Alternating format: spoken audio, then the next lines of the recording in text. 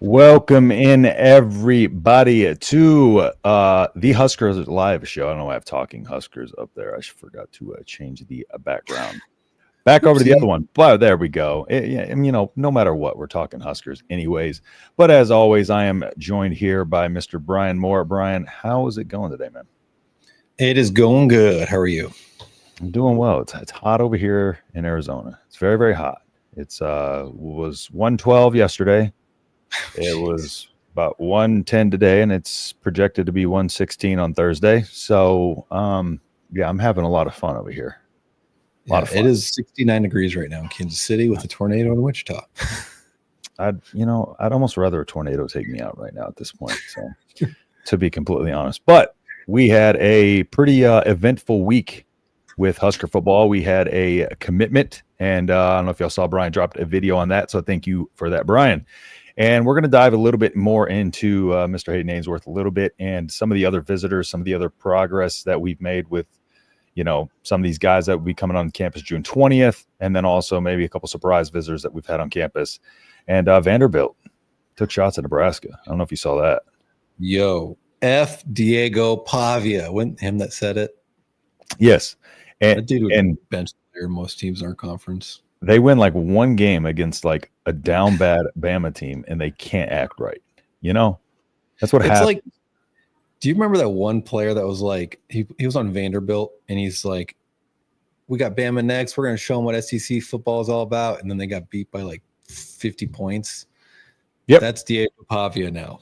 Yeah, like in a nutshell. Mm-hmm. Yeah. He's like the wannabe version of like. He's like a Dion. He's just trying to run his mouth for clout now. Where them boys? That was up, Big Red Junkies. Appreciate y'all hopping on here. I believe they y'all just dropped a D-line video, so I just saw that a little bit ago. Bookmark it so I can go watch that. So if y'all haven't yet, go subscribe to the Big Red Junkies over there, doing great stuff as always. Go drop a like on their video, leave a comment, let them know what you think. Support them as well, because we're all trying to make it in this little world we call YouTube. So go support other creators. The other day, what's going on, man? Appreciate you hopping in here. We got Mike in here, Bone Leg, Corn Fed. We got all the goats. Justin, how did I say that? Rogie? Roggy. Okay. Yeah, I just want to make sure I said right first. Interesting visitor we had today, a Florida State commit. Yes, and it was an unofficial visit, but I'm going to break that down a little bit for y'all. What's going on, Pitt Snipe? Boys could be in Nebraska. It's 98 degrees with tornado. I'd still take 98, bro. I'm saying I'll take 98 all day right now. 40 to 50 guys are coming for a visit. How many are 4 or 5 stars? Well, we're going to get into a little bit of some of those guys that are going to be in here. Diego's a clown. I think he was giving a jab to Compton more than anything else. Yeah, but Compton still accomplish more in his career. You can't throw. You're going to be losing to, or you're not going to get beat by teams like Purdue and Nebraska, and specifically a shot at Nebraska when Vanderbilt is the Purdue of the SEC. Too kind. Yeah, man, y'all do great work. So I like to promote where I can. I don't do a very good job promoting my own stuff, let alone other people's stuff. So, all right. So let's go ahead and dive into it a little bit. Brian, do you want to give me your quick takeaways first on the Hayden Aensworth commitment Monday that we pretty much saw coming, but just got the confirmation? But yeah, give me your overall take on that. I think it's really good for Nebraska. Ole Miss, I said in that video on Monday that Ole Miss was kind of leading that charge there. Nebraska, I figured, would push for a commitment on his visit. I'm glad they did because he's a lot of versatility, can play tackle, can play guard. Hell, you can move him inside. I've repeatedly said I like him as a guard. I think Nebraska probably likes him as a right tackle. But I think a lot of his commitment is just because of that versatility, where if you miss on a tackle in this class, you still get that guy that can swing outside. But it's a big commitment, definitely a developmental piece. He's 16, I think. He's originally a 2027 kid. So, there's a lot of development involved. Massive. With offensive line in general, but especially when you're 16, 17 years old. He's a massive kid. Like legit 6'5", 305 pounds. So, and I got some notes here. I broke down a little bit of kind of what I saw on some of his tape. But he, a few of the things that you look for when because we talk about refining offensive linemen once they get up to the college level. So with O linemen, that's why we talk about Oh my gosh, I'm echoing already. Never mind, it went away. We're good. Okay. That's why I've talked about before with offensive linemen. You have to kind of develop those guys. You have to keep recruiting offensive linemen. You can't patchwork a line together through the portal and all that. But there are some keys that you look for in an offensive lineman, and specifically offensive tackle, with their length when it comes to getting them to collegiate level.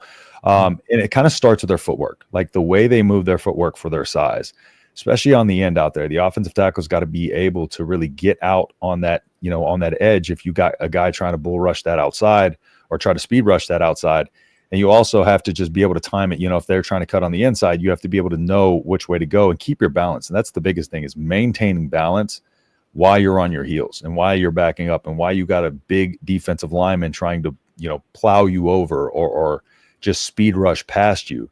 And, the footwork is clean with him. And that was one of the first things that kind of jumped out to me. He stays kind of really with his base, doesn't stand too tall, which allows him to get out there and get his punch out. I talk about getting your punch out, which is where you get those hands on the offensive tackle side, get those hands extended and get him at your range before they get into your chest and be able to fight your hands off. So he does a really good job of that. He's got long arms, the long punch, keeps defenders kind of away from his frame for most of the things you'll see on his film. So you don't really see him lunging out there or trying to, get over his center of gravity, get his knees over or his head over his toes or anything like that. Like, he trusts his feet and, really good at mirroring the guys off the edge as well. Very good in the run game. That kind of nastiness that he plays with, whether it's kind of zone block or whatever, he's good at driving the man off the ball, in opening the gaps and creating space. And that's huge in the run game, especially in Holgerson's offense, where they're going to have those wider splits anyways, and his ability to then be able to open up those lanes even more is going to create huge opportunities for the run game. But just how polished he kind of already is. We talked about how young he is. He seems ahead of schedule with where he needs to be, but he's a smart kid. I think, what does he have, a 4.0 GPA or something like that?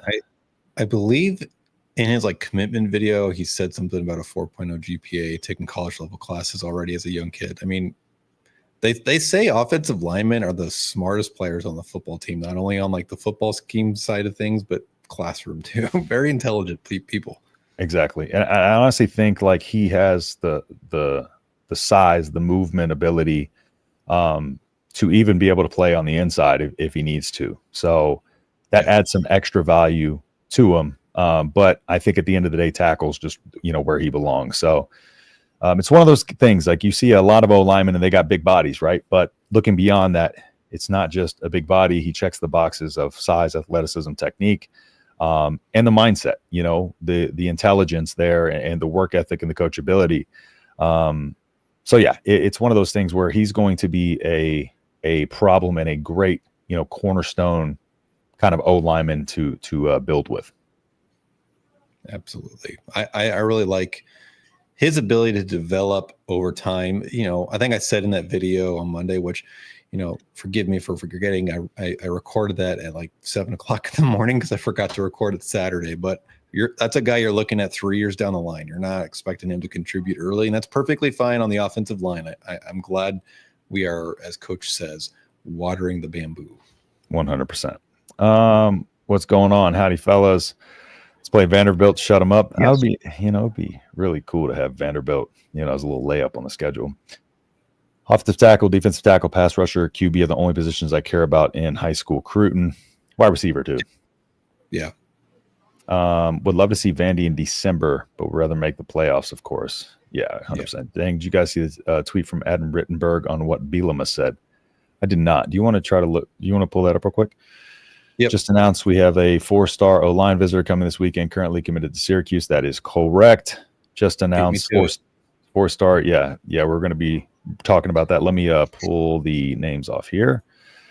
Yes, 4-star Syracuse commit Javion Cooper is visiting this weekend and is an offensive lineman. Mike, thank you so much for the super chat, the $5, man. as always, any contribution is greatly appreciated, man. It really, really, really helps us out. So thank you, Mike, for your calls into the show. You always dropping comments and leaving super chats, man. It's greatly appreciated. So, yeah, go ahead and you want to talk about Javion Cooper, and then I'll get into the rest of the comments here. Yeah, Javion is someone I've kind of been watching closely. I'm simultaneously looking up this tweet about Brett Bielema as well. Oh, I could find it. Okay. He's someone I've been watching closely. I know he's been flirting around with some other programs. I think Nebraska really part of this, I think, is their positioning with other tackle recruits. Claude Mapuma obviously is a nationally ranked guy. Everyone is coming after him, right? And that drives up your NIL price. And even with Kelvin Obo, you're looking at Oregon, you're looking at Michigan and Utah.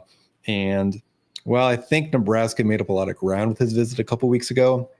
I don't think it's enough to get the commitment. So I think you're going to see them obviously still recruit the other two guys. Claude's coming in this weekend. I'll have that video on Friday.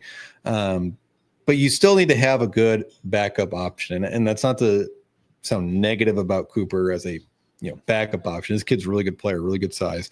But you still have to continue to pursue and have backup options. I think with some positions, if you miss, like running back, right? If Nebraska misses on Rule, they missed on Walker, who we'll talk about later, and I think they're going to miss on Bonner. That's a position on the roster that has a lot of depth where you don't need to take one this class. You've got a lot of underclassmen in that position room right now. Whereas on the offensive line, you have to continue to build depth. You have to continue to, I love the saying water the bamboo. Now that I'm going to probably say it way too much, but you have to continue to do things like that. You have to be, taking two to three, tackles almost every single class, unless you have a ton of young talent, in which Nebraska does not at the tackle position. In fact, they don't have a lot in general at the tackle position outside of Gatula, Pritchett, who may be a one and done. And then that's really it for Nebraska right now, at least. Yep. I did find the tweet real quick before we go into Javion a little bit more.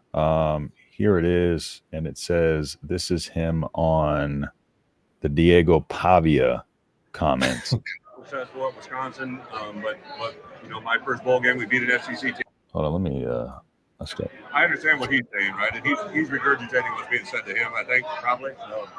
Listen, the Big Ten, I grew up in this league, played in this league, was very successful at Wisconsin, but my first bowl game, we beat an SEC team that I actually ended up working for later, right? I think on any given Saturday, anybody can get anybody, and that was what we played out in the bowl game, right? And I know it was brought to my attention, right? There's no SEC returning team with 10 wins, if I'm not mistaken. And we got 3 in the league, right? So, it's just kind of one of those moments where I think in the last 3 years, the evolution of college football with the portal, the NIL, it's created a level playing field that's never been seen before. And I think it's trending more that way than going back to the way. A lot of people want to live in the past and try to stay by the rules of the past, and I just don't see it a part of our future. God, I like Bielema. I do too. I like his ability to be kind of take the high road, but at the same time, throw some jabs in there, a little bit as well. NIL, everybody's caught up because, the Alabamas of the world were sliding all that extra cash under the table. But yeah, he does have a point. It obviously the gap has closed, and the national champion was out of the Big Ten this year, and the SEC didn't have the best showing in the world in the playoffs. And yeah, it's just one of those things. Yeah, it's one, like you said, living in the past. And I think there's this, and correct me if I'm wrong here, or you see it differently. I think you probably agree, but there's just been this insecurity about the SEC during last season and this offseason, especially. I feel like more so than ever, they're kind of posturing. Because the way they did that whole packet, at their little SEC convention or whatever, I just feel like there's kind of this defensiveness about the SEC where they kind of know, deep down, they know that gap is closing and closed. Yeah, I think the loudest, and it's a general rule of thumb for life, the loudest person in the room is usually the most insecure, usually the most problematic person in the room. And that's all they do is talk, talk, talk. And the Big Ten ain't said nothing. We have all the ammo in the world to chirp back-to-back national champs from the Big Ten, right? And then look at the bowl record and look at the quarterback play in this conference. You have Dylan Raiola, who's probably going to be a top 5 quarterback. You have Luke Altmaier. You have a lot of great quarterbacks in this conference. The SEC ain't got shit. Let's be real here. Their best quarterback is Archie Manning. He's played 3 games and he looked mediocre at best. Yep. I mean, there's no argument. We all saw it play out on the field, and they got to cause this because before the SEC was kind of, they gloated, but I didn't feel that insecurity defensiveness because they had a reason to, right? They just were toting their accomplishments around. And now they had to come up with all this stuff in their little packet to say why they're better. They had to come up with these things to be like, no, this is why we're better. Before they just were like, national championship. Now the Big Ten wins a national championship, and all of a sudden SEC is still better.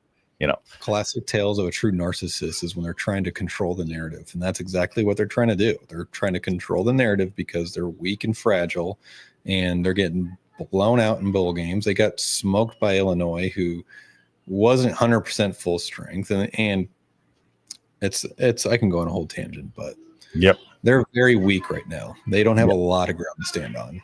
100%. Now moving over to the comment about the Florida State recruit, Tadarius Hughes is who they were referencing. So Tadarius Hughes, I think it was an unofficial. So Nebraska hasn't gotten an official with him just yet.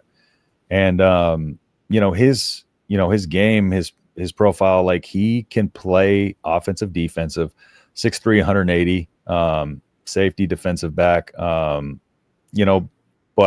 I think the Florida State coaches, from what I read on one of their articles, they saw him as a safety, nickel, or even outside corner, like in their scheme. So that versatility is huge there. But at playing out of Miami Northwestern, he had 34 tackles, 4 tackles for loss, 5 passes defended, 2 interceptions. 1 was a pick 6 and a punt return touchdown. So there's some special teams there as well. Offensively, 12 receptions, 187 yards and 4 touchdowns. So, and then, again, listening to some of the Florida State guys talk about him at Florida State elite camps, they said he showed excellent frame, instincts, aggressiveness, ball skills, pass reading ability, and earned a lot of praise from the staff. And I've talked about this before, how good it is to have a, elite defensive back that has incredible ball skills. Derek Stingley, I talk about him all the time, but Derek Stingley for the Texans, he has made him, and played for LSU, of course, and then he got injured. And of course, so the original, entry into the NFL wasn't the best, but he has made himself a top 5 cornerback in the NFL.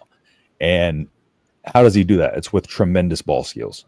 He has worked them since he was 6 years old. Like, that is something that I feel like is what a lot of defensive backs don't do, is train ball skills like a wide receiver would. And so when you have a guy who's been playing both sides of the ball, knows offensive, setups, knows offensive schemes, knows the defensive side of the ball, has the hands of a wide receiver, the running ability, the movement ability of a wide receiver, but at the same time has the instincts of a high-level defensive back. That's the best of both worlds. And that's when you get a guy who's going to go out there and be able to go get balls. And what Derek Stingley does very well is he baits quarterbacks into throws. I saw one last year, and I actually pulled it up on this channel when it happened, just kind of showing an idea of what I'm talking about. Like, he was 10 yards away from the ball, or 10 yards away from the wide receiver, and baited that throw and came and undercut it, right as the ball got to the receiver. And there was no way that quarterback would have ever thought he was going to get there. And that's what it does. It allows you to create turnovers. Can you back out? Back in. Mm-hmm. Stupid echo. StreamYard's terrible, guys. It was giving us issues the other day and wouldn't let anybody log in. Anybody that used StreamYard log in. So yeah, so it's a pain in our side for sure. So now looking a little bit more over Hughes. Like I said, they want him kind of as a safety, utility corner, 6'3", Good vision, reading the quarterbacks. Can tackle, had a pretty good amount of tackles. They said he was good in deep zone coverage and agile enough to support run fits. Probably would need to put, a little bit more bulk on him, 6'3", 180 pounds, but that 6'3" size, that's that cornerback length that you like too. So nickelback, they said combined size match the slot receivers, tight ends, instincts to defend intermediate routes, can cross train between safety and nickel. And then the long slate outside corner, added strength, could be molded into press man corner due to his long arms and aggressive style. So just kind of fits the mold of everything that Nebraska probably wants to do with their defensive backs, because with Addison Williams, it's been, we want them to be aggressive. However, we want them to do a little bit of everything. And because there's going to be moving a little bit all over the place. They're going to be down in the box. They're going to be, they're going to be backed off. So, and you're going to have a rotation of those guys. It's not going to be the same guys in the box every single time. They want each of those guys to be versatile enough to where they can rotate them through and have anybody be strong at any spot, in that. So, what are kind of your thoughts on him being on campus? I wouldn't get like my hopes up for a flip, but yeah, it's the connection to Miami Northwestern. That's where he goes to high school. That's where Jordan Campbell goes, who is a borderline 5-star middle linebacker that Nebraska is trying to flip, despite him reconfirming his commitment to Miami. There's also just a ton of talent at that school. And so I think part of his visit is probably word of mouth from Jordan saying, hey, you need to check out Nebraska. Like, yeah, I'm sticking with Miami, but, if you're thinking about going somewhere else up in Florida State, check out Nebraska. I think that's a lot of it. Good size. I don't think this is like a backup option in the sense like maybe they don't get Darian Jones or maybe they don't get Danny Odom. I think Nebraska is just, they're going to take 3 corners this class, and it's going to be a combination of CJ, Tadarius, Darian, and I just drew a blank on the other one, but those guys, Danny Odom. So, it's a midweek visit. If he comes back Friday, like it's Thursday night for an official visit, then I'll start to get my hopes up a little bit. There's just a lot of ground to make up. There's no doubt he's a good player. He's a consensus 4-star recruit. He's a top overall recruit. He's got offers from all over the country. The problem here is Nebraska, again, like I've been saying, is just, yes, Addison Williams has been recruiting him for a while, but Nebraska has not. And it puts you so far behind when you have to make up all this ground. Now, they have until December to do it.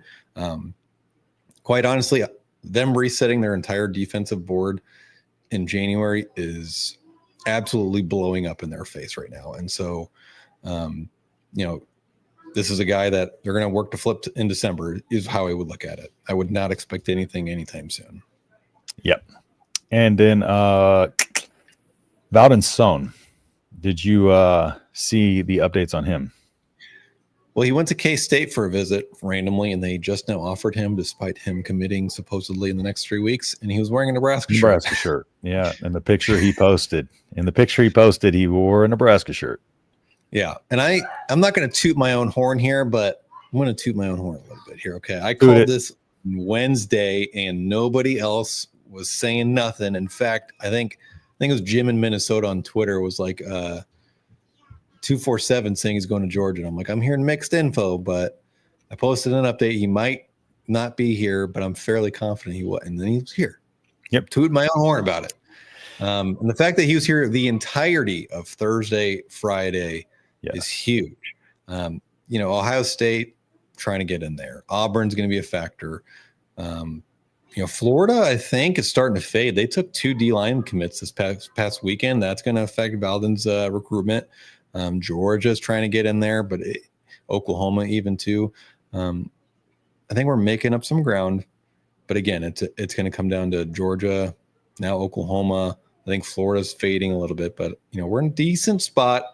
Not enough to put like a lot of confidence behind it, though. Yeah.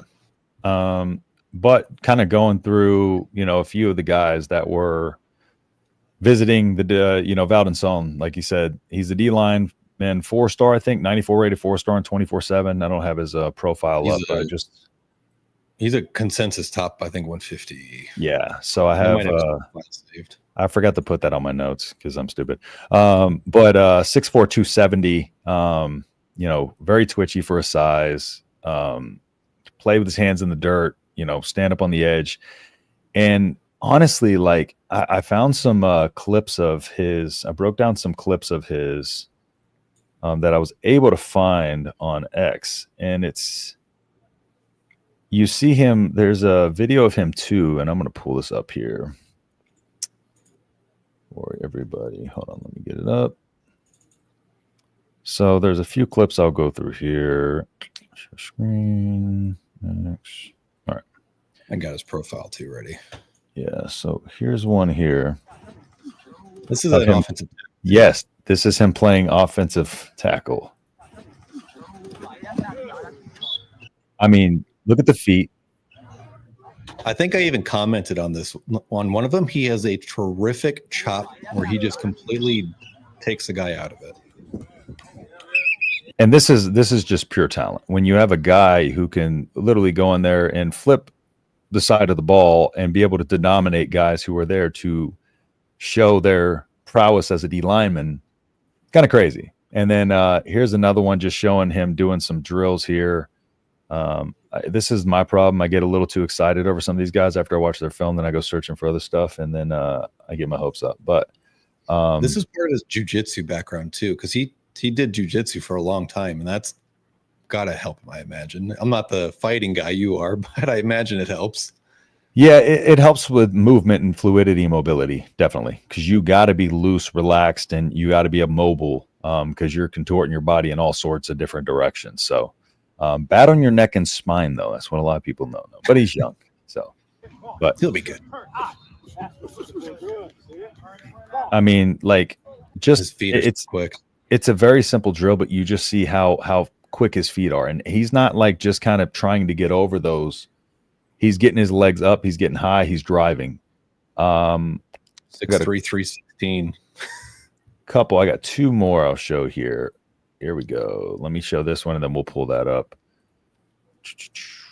Got this one here, and this is him versus a Missouri offensive lineman.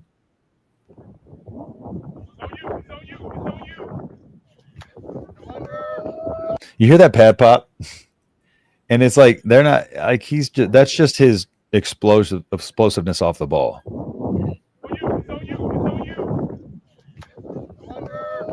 Got underneath. You see him get that underneath and lift him up. He got underneath that chin, got in his chest, lifted him up because he's kept his base low, drove him backwards. But how quickly he got into his chest before that for that offensive lineman was even able to kind of realize what happened. So when you're talking about like getting your punch out in this instance there, it almost looks like that guard does not even get hands on him until Valdin is literally throwing him back 3 yards. Yeah, and that's what happens when you let somebody get up in your chest. Watch, it's going to lift your base up, and if your head's back behind your center of gravity, you are screwed. He's gonna pop underneath him. See, he keeps his base lower. Now you see that lineman, he let him get into his chest, so he's trying to grab those outsides. But now that Valdin has the inside positioning, if he wanted to rip through, like just bring his arms through like that, like and break that grip, he could easily do that. But you see how he's grabbing him as he's coming into his chest, driving forward and keeping his legs driving. You see that leg drive? Just like you know the sleds where they get up underneath those sleds? Yep. This is exactly what that drill is. Boom. He lifts up into him, drives him up and off of his center of gravity. Now look at where his head's at. His head's backwards. He's not over center of gravity anymore. He is on his heels, and right there is where I'm talking about, where you can rip through. So when you have outside positioning on that, and he's got that inside positioning, now here he comes, he drives it right, and then watch him break that grip right there, swims through and throws him off. Right. And at that point, he's just in chase mode. Yeah. Once it's bad all around to be lined up across from this guy. And then I got one more. This one will just show a little bit more of kind of his quickness and footwork. And then I'll dive into a couple more people here, but.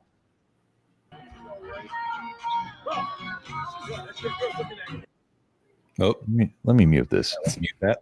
I only get copyright strike here. Song is a banger though. Yep. He moves like a guy that's a 250-pound defensive end. Yeah, exactly. I don't know why it keeps like glitching there, but like I don't think some people understand how hard that drill is to be able to get your feet laterally and then change positions, go backwards, go the other way laterally, spin around, go around the other dummy. Like his ability is just insane. I think he was at Ohio State camp. One of those videos was from that. But yeah, just to put it in perspective, that's what we're looking at with Valdin Sone, and that's why he's a guy that I think we all really should want us to heavily target. If anybody we're going after is going to be a heavy target, it's got to be Valdin Sone for sure. And here's the one thing Nebraska can sell him on: we're not recruiting another defensive tackle. You're correct. No one else can say that. Georgia can't. Florida definitely can't. They have 2 commits that are defensive tackles. Yeah. No one can say you're our guy. Yep, he can track down QBs. He can drive people backwards, and would be just a perfect fit. And so I saw one post from a while back that said some scouts see him as a potential future top 10 pick just based on intangibles, just what they're looking at in his. He's from Sweden, I think, by way of Cameroon. Yep. So got a lot of development. As in Ndamukong Suh. Similar backgrounds. Let's recruit him. Let's get Sue in on that recruitment there. And then we can all yell Sone or something at the games. I don't know. Sone. It just wouldn't hit the same, but still. Yeah. It would be fantastic. Unfortunately, this is where the rev share stuff is a little weird to me, because he's technically classified as an international player, I would imagine. Because he's not a U.S. citizen. He's here probably on some type of visa. I don't know immigration laws, but I imagine it's a visa of some kind. And NIL rules or whatever, that was the problem with Keisei Tominaga, was he could not make money here. Mm-hmm. And I don't know if those rules still apply or not, because I joked back up the Brinks truck, but I don't know if you can actually do that legally. I mean, I don't care. Get him here however you can. Actually, a good question. Try to figure that out. And I'm not an NIL expert, so try to figure that out. I'm sure we can find one, because keeping up with that stuff is hard. Keeping up with recruiting is enough. So then we also had Calvin Thomas. Anything about your thoughts on him? I've been watching his recruitment a lot, and it's I think I said in that video, and I'll say it again just to be transparent, it is really hard to find information. It's really hard to get information from the people I know. And it's just when he announced his top 4, Nebraska was in it, and I was like, holy crap. That was an actual surprise to me. I was not expecting that. So I couldn't give you much other than we're in the top 4. Yeah. One of the things with Calvin, very raw, but very talented and plays with kind of an aggression.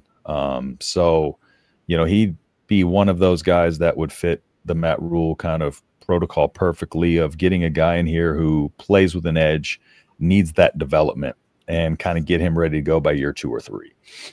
Go ahead. I think Rivals or 247, one of those has him as a 4-star, I believe, and the rest are at 3. So he's a composite 3-star. Mm. But like you said, the intangibles, you see things you like.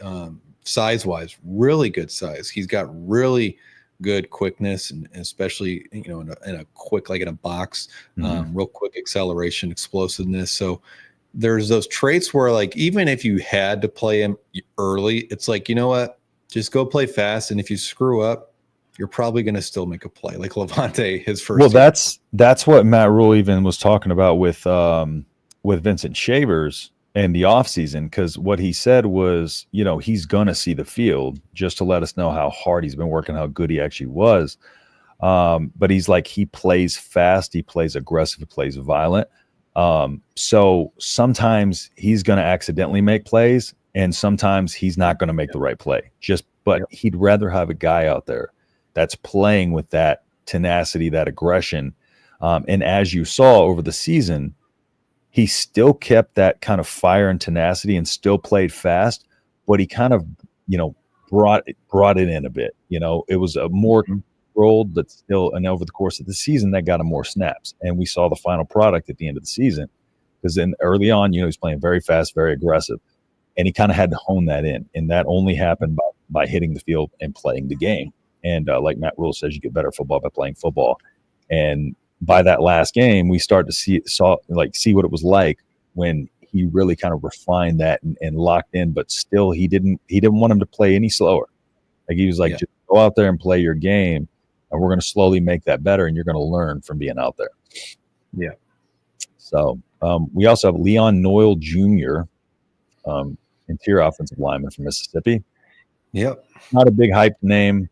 Again, some decent footwork. He's a guard, but I think be one of those potentially depth guys. Looking at his recruitment, I think probably a month or so when I went over kind of the offensive line board, he was not someone that I said is a take, and he may be now, but and that's because they missed out on Ryan Moret. He could be a guy that plays center guard or tackle. The problem is you can go on all the different recruiting sites and they all have a different height. They all have a different weight. So I don't know exactly where he fits. Probably a guard. However, Nebraska's loaded at guard, both with this class now, because you have potentially Hayden Aensworth and Rex Waterman, who are both guards. At the very least, one of them is maybe a tackle. And on top of that, your existing roster, you have so much guards. You don't have tackle depth, and you don't have a lot of tackles.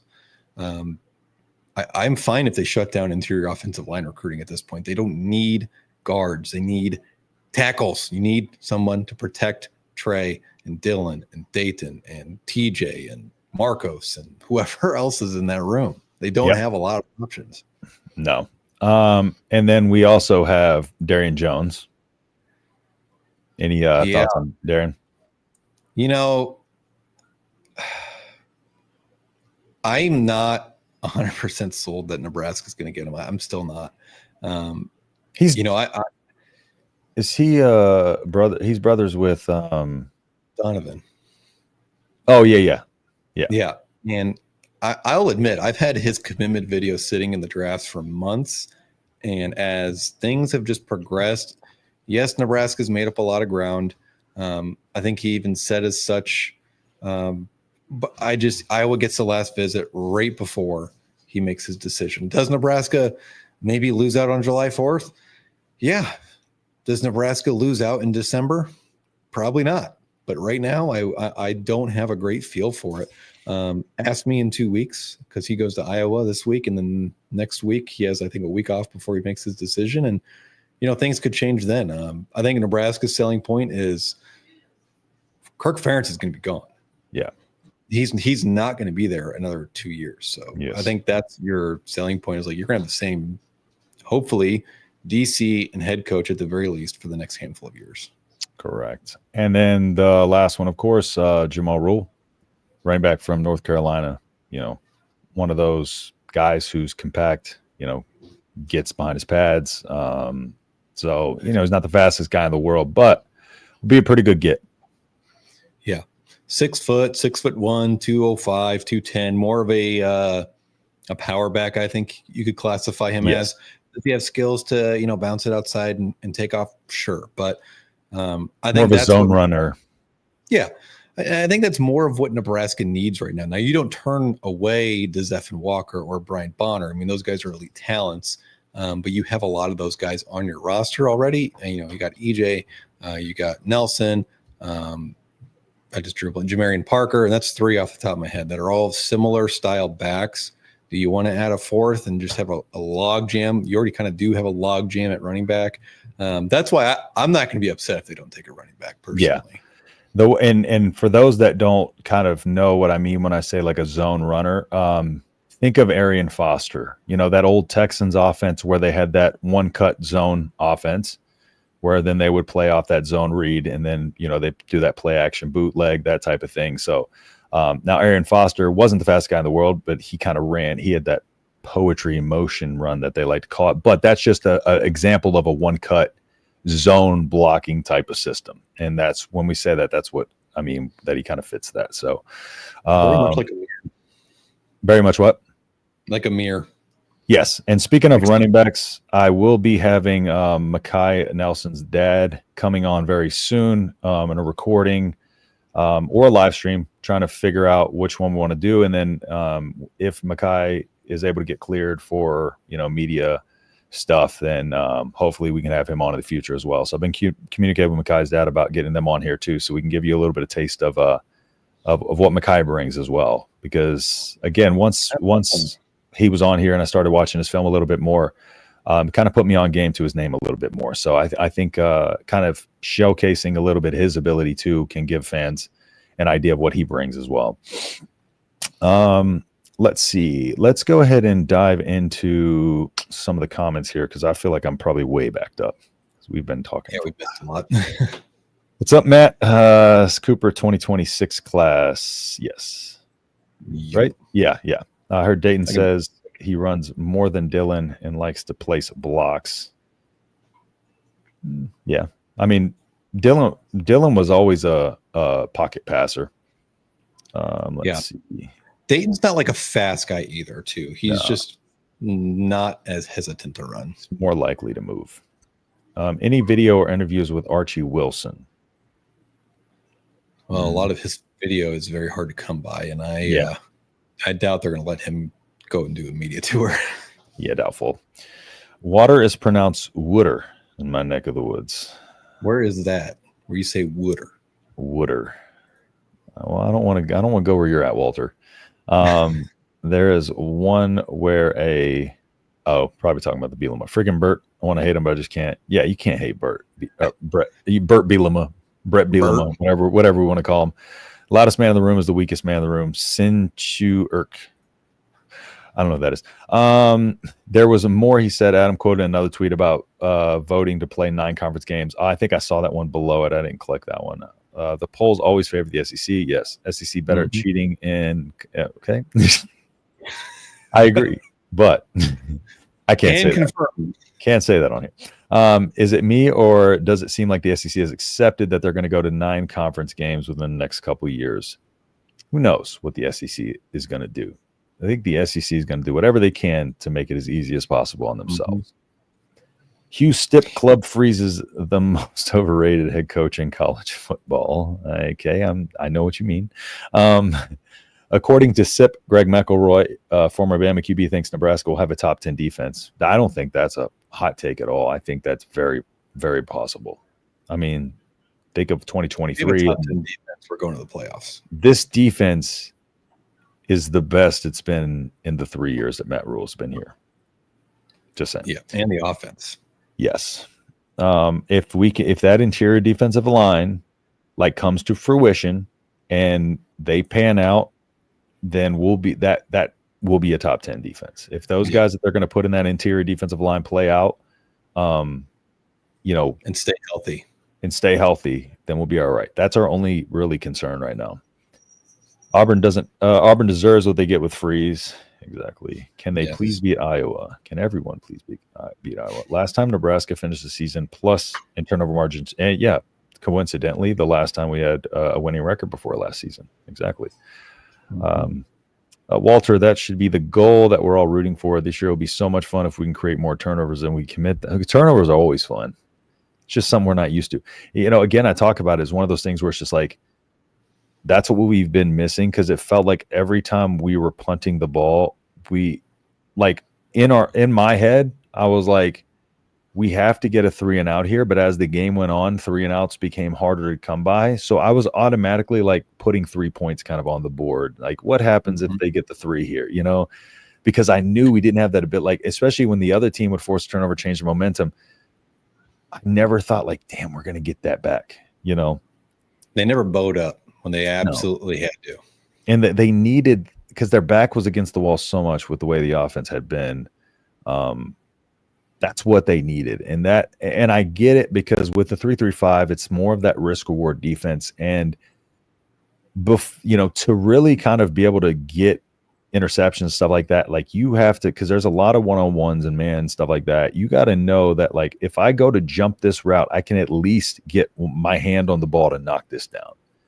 Other than that, you're best just trying to play the ball from the receiver, but as kind of the team gets better and these guys are playing with a lot more confidence and more aggression, and I think with Addison Williams, most certainly they will be, and as Butler as a DC, they will be. That's where those turnovers are going to come in. It's playing with that less, and I hate saying this because Eric Chinander's thing, less fear of failure, less fear of failure. You know what? It's a great quote. It is. It is. Just have to apply it. Yeah. Haha at karate with a Nebraska shirt. K-State. Yeah. Okay. There you go. Stand back, fellas. Brian's horn tooting.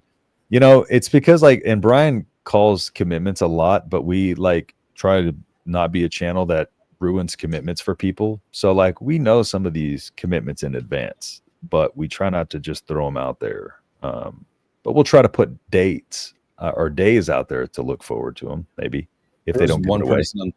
There's one person on X who was like, "Who's your sources?" or whatever. And I'm like, I am not. I hate using that word, but I'm never going to publicly out people that give me info, because then they're going to be like, you know what? I'm not giving you info anymore. This 100%. Information is on the president that it's anonymity, and then everybody's gonna try to go get the same source. Yeah. So a lot of people that say they have sources don't. We know what we're talking about. But Brian confirmed to me early on that he did, because I could tell he was making the right calls. And if he didn't, I was like, I'm not going to bring you on the channel because you're lying. I think Brian said it. And I recall correctly. Oh, I guess I don't understand the lingo, bro. What Irk? I was like, Irk, and I agree. Iowa might struggle to be even 500. Big Ten refs called holding. Nash Hutmacher Wrestling. Shout out to Husker Wrestling. Where's Joseph? The next suit, does a Swedish name mean Nordic Conqueror or something like that? Hard to beat at House of Spears. I don't know what it means, but he's very good. 315, that's smooth, very nice, exactly. Let's see, that big being able to do that. Yeah, Swede translation is eat. Okay, all right. I'm starting to pre-read Pit Snipes. I can't. But words. Pit Snipes comments before I read them out loud. Can we all thank Dayton and Trey for all the recruiting they were doing? Trey, man, he's so active on Twitter, bro. Crazy. And shout out to John Deere Tractors as well for helping us get those recruits. Everybody seemed to have a problem with that John Deere tractor situation, but yeah. Pitts be a reason to take him trout fishing. 26 class looking like a dud. Hope they swing him. We got to stop. That's extremely negative, Mike, for you. There's extremely negative. Well, let's be real here too. It's going to be a small class. It's going to be a small class, and recruiting rankings take them at face value right now, because the variance of these classes is going to be so big because of how the work is with the portal and then the scholarship limits.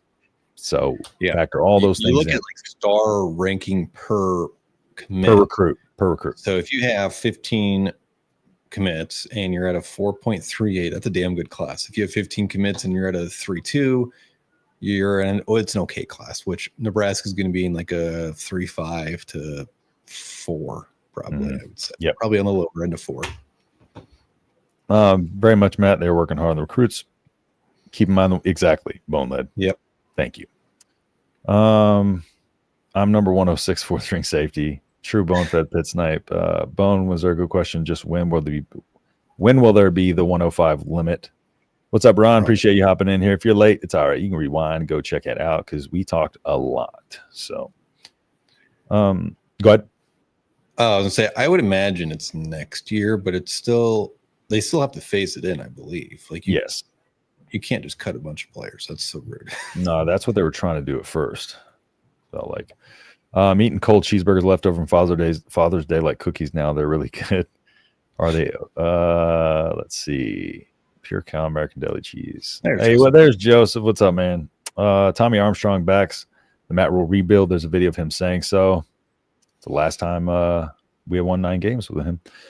Yep. Cool. Ain't seeing Mr. Nelson for a little while. Yeah, probably busy, but I've been talking back and forth with them on X. So, let's see. That is old school. I think Mom said, okay, all right. You never read The Art of War? Yeah, but is that because I didn't know what Irk meant? I own the book The Art of War. I've read it multiple times. I know who Su Chu is, but it said Sin Chu Urk. That's what he said. It didn't say Sin Chu Su. In fairness, I was like reading the comments when you were talking, and I saw that, and I was like, for 2 minutes, I was sitting there running through my head what the hell that meant. That's what I came. I had no idea what he was talking about because that was not his full name. Matt, your source. Yeah, facts. He leaked it. Brian passed the Justin test. Yes. It took me a long time to get somebody to join me on here for that reason. I'm guessing that that overall the team is very young. I don't get a chance to keep track of such things. Yes, team is very young, but the portal additions are what kind of bring it all. Dane Key, and speaking of, Dane Key had talked about. I kind of saw, I had it on here earlier, but Dane Key mentioned kind of the reason he transferred over. Where's it at, man? Bro, I got so many notes and windows moving around here that like I can't keep up. Like this is where I like my ADHD like ruins everything. Cause like most of the things I put on my notes, and then some things I'm just like, you know what? Like I'll just read it and reference the article so I can remember what article to reference so people know. And then I lose it. All highlighted in different colors, and every color has its own meaning. No, bro, mine's a Word document, and it's like, okay, like you'll see me like looking up and down my notes, like where am I at again? What round will Singleton get drafted in next year? You're assuming he gets drafted. Listen, your boy tried to pick on where Tommy Hill would get drafted last year, and it did not go well. So, ask me 6 weeks into the season. We also need to start reducing our overall numbers so you can't keep having to. Yeah, exactly. What does that mean again? If I recall correctly. If I recall, I'm going to forget that again. Yeah, blurb, whatever, dude. My mistake. I found it very odd if you hadn't read it. Yeah, no, I got. You definitely have read The Art of War for sure. I have to say, Brian is excellent choice. Love y'all's content. Hey, appreciate you, man. Shout out to you. And if y'all haven't liked it, just go ahead and like this for us as well. Let me go ahead and I think I have the Dane Key article here, so stick with me. There it is. Yeah, it was a sea of blue, so it's a Kentucky article. But they said it was the right. So now Nebraska said Key opened up to Pete Nakos of On3 about a decision to leave Kentucky for the Cornhuskers. So I guess this was also on On3. I just found it on this article. It was just the right time, Key told Nakos. It was just time for a change. I had three different offensive coordinators in 3 years. I just wanted some consistency with three different offensive coordinators. I played with three different quarterbacks. It was just time for a change. Dylan Raiola also played a factor in that decision. He just told, or he's just the total quarterback. He said he's a leader. Everybody respects him around the building, not only because he's the quarterback. The kid's got great work ethic. He doesn't stop working. That's what you want out of your quarterback. The Cornhuskers had their first winning seasons 2016 under Matt Rule. Yeah. So basically, Dane Key is, in my opinion, when I think of this team turning a corner and being a team that wins in year 3, I think Dane Key being the biggest piece to that. I don't know if you agree with that. I'd say, like, from an offensive standpoint, yes, him and Hunter, because if you didn't get one of those two, like let's say you just got Dane Key, right? You put a lot of weight on Jacory. You put a lot of weight on Janiron Bonner. You put a lot of weight on. Oh, is Brandon in our group chat?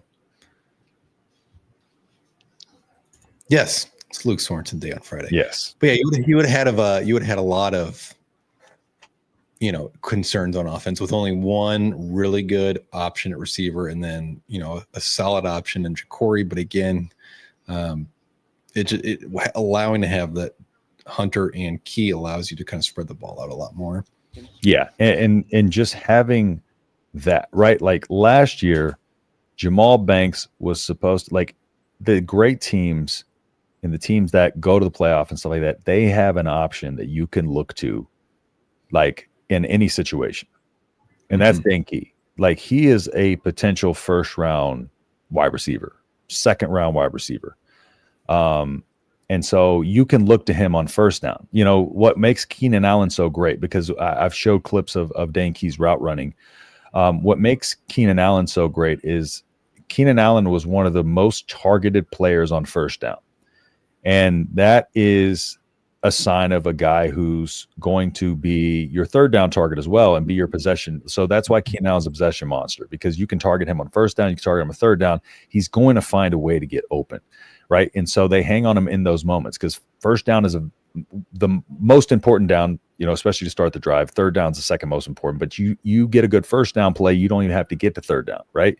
And so that's why a lot of times when teams pass, they target that possession monster, that target hog, that they would target on third down to get the first down as well. That there's actually stats that back that. And so he's going to be that guy that we can get out there in the end zone. He can run, fades. He can set you up with his footwork. He can run I think the video I showed most recently on here was when he was lined up against the SEC championship game MVP at Georgia, and broke him down with just a short little, 3-yard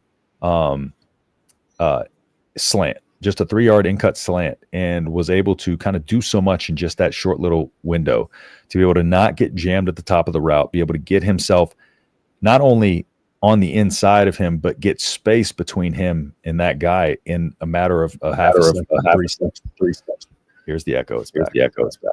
So gotcha. You're gonna have. If you want to close it, go out and come back in when I finish up. Okay, cool. Sorry, the echo, and it happens at the same exact time every single show. I do not know why, but yeah. So that's essentially what I'm talking about with Dane Key there. So let me go ahead and pull up a few more here. Hold on, I'll pull you in a second, Brian, because it's probably going to still. Since we lost Rhett for now, what are we thinking on Cameron? I'll tell you that in just a second. I'll bring in him for that. Art of War required reading for U.S. Marines. I was a Navy guy myself too, but I was stationed with Marines. However, I think a lot of people, my boxing coach read Art of War, so I think most people should have and probably have read it.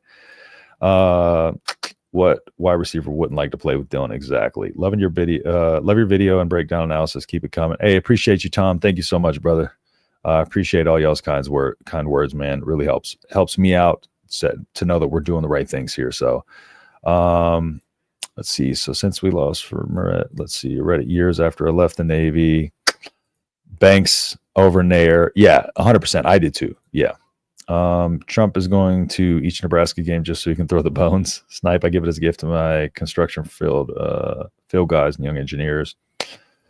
Let's see. All right, here we go. I'm going to bring Brian back in. Let's see if the echo is there. If it's there, Brian's going to close the show. Brian, hello? Yep.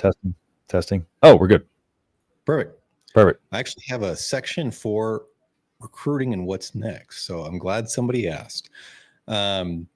Recruiting misses. So someone mentioned Cameron, Ryan Moret committing, and then what's next for Cameron Wilson. So Cameron Wilson still committed to Syracuse, had a really good visit to Syracuse. However, I think he's eventually going to flip anyways. He can reaffirm his commitment. I think he maybe have done that. I think when Nebraska comes out and wins 9 or 10 games and Syracuse goes back to being Syracuse, I would say that's probably around the time you see him flip. It could happen earlier, it could happen later. It's all up in the air. It's recruiting. But I still like Nebraska flipping Cameron Wilson. There was some talk, if you remember a couple of weeks ago, we talked about that 1 4 or 5-star defensive tackle that's actually a 3-star, James Tank Carrington, that was supposedly visiting Nebraska. He committed to Florida State to Tony White this weekend, which, okay, I'm going to give you my honest take here, and be mad at me all you want. I think Nebraska dodged a bullet. The guy was a 5-star 3 years ago, and he's dropped to a 3-star. And he openly on X is constantly pushing that he's this 5-star number 1 ranked defensive tackle in the recruiting class. And it's just factually not true. I mean, he's not even a top 30 or 40 defensive tackle prospect. I've always found this very odd. I've always just had an off feeling about it. And so I was kind of uncomfortable with it, if I'm being honest. I mean, you're blatantly lying at that point. So I'm not worried about it personally. Yeah. And then Stephen Walker committed to Oklahoma over the weekend, which we said on Friday. That was very, not a guarantee, but it was very likely going to happen. Oklahoma was going to push for his commitment. They did the exact same thing to Danny Odom. They tried to lock them up because they don't want these guys, and it's not just them, it's everybody. They don't want them to take these other visits. and Danny Odom didn't commit, and Josephine Walker did, and that's fine. Danny Odom will be here this weekend, so we'll touch on that on Friday. Yep. And then here, I'm about to pull a magic trick here. Who do you think we're going to land next in our football recruiting process? Let's Luke Sorensen. Let's connect those two dots there. Yeah, I have. I think my crystal ball was put in for Luke Saturday or Sunday 2 weeks ago, which I will admit too. Like for weeks, I've been pumping out like he's a Penn State lock almost. And then when we did his preview for his visit, I was just okay, Trey's going to be there, Dane's going to be there, Dylan obviously will be there. Like if it's going to happen for Nebraska, it's going to be this weekend. And that's when it happened, I think. And he's a silent commit right now, I would believe. I'm not 100% certain on that part, but you kind of connect the dots a little bit. And seems like Nebraska's in a good spot. Our crystal ball told us. Yeah. We have an actual crystal ball that just tells us. Yeah. Things, I just kind of rub it. No sources. It says, pause. All right, relax, buddy. Relax. Yeah, it's our magic 8 ball, if you will. Yeah, it tells us negative things too. I post the same GIF every single time I'm feeling good enough to post a prediction. So if you follow me on X, Brandon, I don't think you know what a silent commit means. It doesn't mean he's just not talking. He was actively recruiting Cason Thomas from the linebacker from Iowa, which I still think Nebraska doesn't get. Yeah, no. Someone asked about Ryan Moret too. So, oh yeah, good. I had been messaging with him back and forth on X for a little bit, and you can kind of get a vibe when you're talking back and forth with recruits. It was one like where I was feeling very good, and I think even now, like after he's committed to Ole Miss, like I don't think it's anything Nebraska did wrong. I think it's like we were talking earlier about the interior offensive line depth, right? Yeah. It's the same thing at center, and Nebraska wanted him at center. And you look at Justin Evans, who is the junior, right? Yep. So he's got a year left after this year. Redshirt junior. And who's behind him? Sam Sledge, who's a redshirt sophomore. And who's behind him? And these guys are all true centers. You have Houston Cahania Torres, who's a true freshman. So you have 3 guys you're walking into that are in front of you. It's not a Nebraska did something wrong. It's not that whatever, right? I think it's just you look at the depth chart and you say, I'm 3 years away at least, right? And some guys really. If you look at Houston Cahania Torres, like that's not going to be somebody who's going to be easy to beat out at all. No. I don't think he gets beat out, to be honest. Yeah, I would not be shocked if he starts at guard until center opens up, or maybe after Justin leaves, or Sam. I share that sentiment as well. He is very good. So yeah. We had another big visitor today too. Actually, we forgot to talk about him. Oh yeah. Go ahead. Zion Robinson, 4-star wide receiver. He's from Manor, Texas, I think. Where's Manor at? Let me Google. Yeah, I'm from Texas. I don't know all the cities, but yeah, I was going to talk about the June 20th weekend, or this weekend's visitors, and he's on there.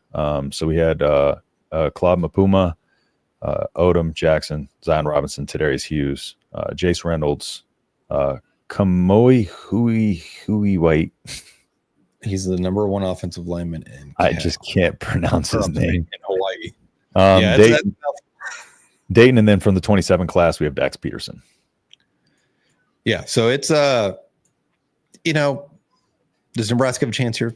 Of course, obviously, right? I believe it was an OV for him too. Very raw prospect, I would say. He's more of just a really big athlete that needs to bulk up. You look at speed, Dallas-Fort Worth. Okay, yeah, when I moved to Texas, Dallas-Fort Worth and all gross. We hate Dallas. Yeah, I was, when my wife and I were talking about moving there, I was like, we're not going to DFW. From Houston, we hate Dallas. If I got a great job there, I would, but I would prefer not to. Agreed. Speaking of. Nice. The Hawaii offensive lineman committed to Cal, but he'd still be here for an official. Oh, he must have committed while we were on the show, because last night. Yeah. But yeah, that had to have been, because that official visit lineup was posted by Black Shirts Twitter. You saw I meant to pull the picture up so I could credit them for that. But the black shirts with the BLV shirts, and that was 5 hours ago. So it had to have been within that time frame. Yeah, Ron just followed up, said he committed earlier today. I've been at work all day, so I even texted you like an hour before the show, and I was like, I've done nothing. I need to text people to get info. I had a Skin Doctor boxing. We hopped on like 10 minutes before the show started. Like, all right, here we go. Yep. So. Nayland Scott's visiting, though, which I'm not shocked by. So that's awesome. His commitment to Arizona State made 0 sense when he committed. Yep. I think Nebraska is obviously they're going to work to flip him. They've got, as Drew Blink, Larry Miles Jr. He's in this weekend as well. So he's more of a slot receiver. So you got 2 big time 4-star receivers coming in. Yep. It's going to be, it's going to be a pretty solid weekend. And we're going to kick things off with Luke Sorensen being in on Friday. Yes, sir. Let's see. Appreciate that info, Bron. Thank you so much for following up on that. Yes, sir. Thoughts on Larry route runner, chances on him and Trey. We'll probably touch on that. Yeah. You're talking about Larry, guy we just talked about, Larry Miles? Yeah, I think so. We'll probably touch on that in the Thursday show or something. This is work, Brian. Focus. Apparently we get the last OV. What is your work, Bri? Well, sling stuff on the block, you know? Yeah, no, it's like logistics and distribution. Logistically slinging stuff on the block, you know what I'm saying? All right. If you guys know anybody in the Houston area, northern Houston area, looking for somebody, just let me know. H-Town, hold it down. All right, well, that about wraps it up. Valentino's. I love Valentino's. Weatherman extraordinaire. Okay. All right. My nickname at work is Brian Busby, and he's the local weatherman because I'm a weather nerd. That did you? Never mind. I'll show it to you after. I'm going to get caught up talking about tornadoes now. But appreciate everybody for tuning in. Thank y'all so much, everybody. We always got a great chat, man. Love y'all joining in, and some of y'all helping us, on some new info. So appreciate everybody. Appreciate the $5 from Mike. As always, I'd appreciate if y'all could drop a like on the video when it posts. If y'all want to leave a comment, let us know what you think. Again, helps us with the algorithm very much. And but other than that, some of our videos you saw Brian made members public to members first. So if you are a member, be on the lookout for that. Some of our videos you'll have access to those a few hours early. So if you do want to become a member, support the channel, all of the tiers are at the bottom there, and we recognize you on the show, and we'll have member exclusive content coming as well before too long. So appreciate everybody again for everything, all y'all support. And Brian, do you want to tell the people a goodbye before we head off? Well, I'll see you Thursday on the Husker Gutter Collins show, and then visit preview will be on Friday. So, can someone gift members? I don't know. Somebody, people can gift members if you like. I'm not sure how, but I know it's the thing on there. That's why we're like, I was bad at like building members on this channel because I'm terrible at asking for likes. I'm terrible at asking for anything. And I don't know how to do half the stuff still. So, but thank you if you do. Appreciate it. I'll get better at that. I'll try to figure it out so I can like step y'all through the process. So, but we'll see you Thursday on the Husker Gutter Call-In show. And follow us on X. Follow me at _H-Town Husker. Follow Brian at KC Husker. And you'll probably find me arguing with many people. So that'll do it for us here. Again, we will see you on Thursday. Thanks everybody for tuning in, and see y'all next time.